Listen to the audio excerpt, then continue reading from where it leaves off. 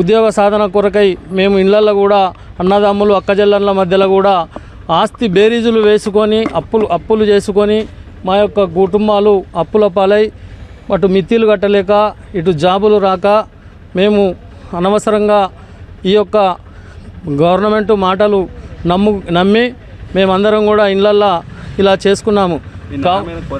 మా న్యాయమైన కోరిక ఇప్పటికైనా కూడా దయచేసి గవర్నమెంట్ అధికారులు ప్రజాప్రతినిధులు అందరూ కూడా దయచేసి మాకు మా యొక్క 81-85 జీవోను అమలు చేసి మాకు తొందరగా ఉద్యోగాలు ఇప్పించగలరని మా యొక్క విన్నపం. గత 50-60 ఏళ్ల కింద మా తాతలు తండ్రులు అందరూ చేస్తూ వెట్టి సాకిరి కింద పనిచేయడం జరుగుతుంది.